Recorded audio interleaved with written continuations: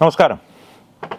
Professor M Leelavathi teacher എന്ന പലരും വിളിക്കുന്ന പ്രൊഫസർ എം ലീലാവതി സമീപകാലത്ത് വാർത്തകളിൽ നിറഞ്ഞിരുന്നു. ഓണക്കാലത്താണെന്നാണ് എൻ്റെ ഓർമ്മ. Subject correction. കാലം.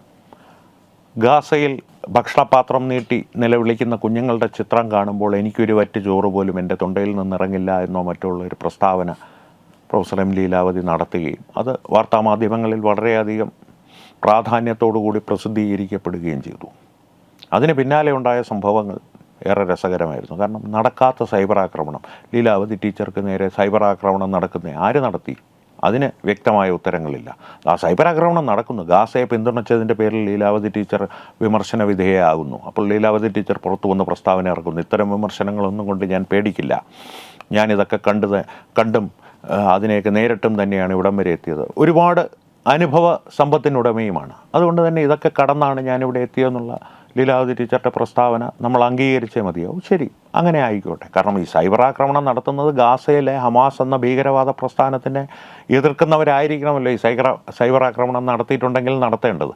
കാരണം അവരെ അനുകൂലിച്ച് ഒരു പ്രസ്താവന എന്നുള്ള രീതിയിൽ ഇതിനെ വിവക്ഷിച്ച് ലീലാവതി ടീച്ചറെ ആക്രമിക്കണമെങ്കിൽ ആക്രമിക്കണം, സൈബർ ഇടങ്ങളിൽ അഭിപ്രായങ്ങളിലൂടെ ആക്രമിക്കണം, ശാരീരികമായ ആക്രമണമല്ല ഉദ്ദേശിച്ചത്. പക്ഷെ അത്തരത്തിലുള്ള ഒരു ആക്രമണവും പ്രത്യക്ഷത്തിൽ നടന്നിട്ടില്ല. ഒന്നോ രണ്ടോ അഭിപ്രായ പ്രകടനങ്ങൾ സാമൂഹ്യ മാധ്യമങ്ങളിലെ കമൻറ്റുകളിലൂടെ വന്നിട്ടുണ്ടാവാം. അതിനെ ഊതിപ്പെരുപ്പിച്ച് കാട്ടി നമ്മുടെ വിദ്യാഭ്യാസ മന്ത്രി ശിവൻകുട്ടിയാവട്ടെ, വ്യവസായ മന്ത്രി പി രാജീവാകട്ടെ, ഇവരെല്ലാം ലീലാവതി ടീച്ചർക്ക് ഐക്യദാർഢ്യം പ്രഖ്യാപിക്കുകയും ലീലാവതി ടീച്ചറെ സന്ദർശിച്ച് ഒപ്പം നിന്ന് ഫോട്ടോ എടുത്ത് സംഘപരിവാർ, ഫാസിസം, ഗർഭിണി, ഭ്രൂണം, ശൂലം ഞങ്ങൾ പോരാടി കളയുമെന്നൊക്കെ അങ്ങ് പ്രഖ്യാപിച്ച് തകർത്ത് പൊളിക്കുകയായിരുന്നു. കേട്ടവരെല്ലാം വിചാരിച്ചു ലീലാവതി ടീച്ചറിനെ അടുത്ത മുഖ്യമന്ത്രി വരെ ആക്കി കളയും സംഘപരിവാറിനെ തോൽപ്പിക്കാനെന്ന്. ആ അമ്മാതിരി ആവേശമായിരുന്നു. അപ്പോൾ ഈ ഫോട്ടോ ഒക്കെ എടുത്ത് ഇവരെല്ലാം വീടുകളിൽ പോയി. ഇനിയാണ് കഥയിലെ സലീംകുമാർ പറയുന്ന പോലെ ട്വിസ്റ്റ്. ഇപ്പോൾ ലീലാവതി ടീച്ചർക്ക് പ്രിയദർശിനി അവാർഡ് നൽകി. രാഹുൽ ഗാന്ധിയും പ്രിയങ്ക ഗാന്ധിയും കൂടി ലീലാവതി ടീച്ചറിൻ്റെ ഇടതും വലതും ഒക്കെ നിന്ന് ഫോട്ടോ എടുത്ത് ലീലാവതി ടീച്ചർ ചിരിച്ചുകൊണ്ട് നിൽക്കുക മാത്രമല്ല 1 ലക്ഷം രൂപയൊക്കെ വാങ്ങി പ്രസന്നവദനയായി ലീലാവതി ടീച്ചർ പറഞ്ഞിരിക്കുന്നത് രാഹുൽ ഗാന്ധിയും പ്രിയങ്ക ഗാന്ധിയും ഒക്കെ രാഷ്ട്രത്തിൻ്റെ പ്രധാന പദവികളിലെത്തണം, അതായത് പ്രധാനമന്ത്രി ആക്കണമെന്ന് പറഞ്ഞിട്ടുണ്ട്. അപ്പോൾ ഈ സഖാവ് ശിവൻകുട്ടിയും സഖാവ് രാജീവും ഒക്കെ കോരിയ വെള്ളം ഇനി അവരെന്ത് ചെയ്യും? ആ അടുപ്പങ്ങ് ഓഫ് ചെയ്യാൻ പറയട്ടെ അവരോട് എന്നാണ് ട്രോളന്മാർ ചോദിക്കുന്നത്.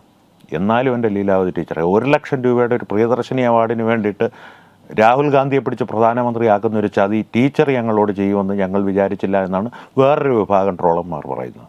ഇനി കമ്മ്യൂണിസ്റ്റുകാരാണെങ്കിലോ ഈ വയോധികയെ അവർ ഉപയോഗിക്കുന്ന ഭാഷ ഇതല്ല, വയോധിക എന്നല്ല, വേറെ നല്ല നമ്മുടെ ആർഷോയുടെയും ശിവപ്രസാദിൻ്റെയൊക്കെ ഭാഷയാണ് അവർ ഉപയോഗിക്കുന്നത്.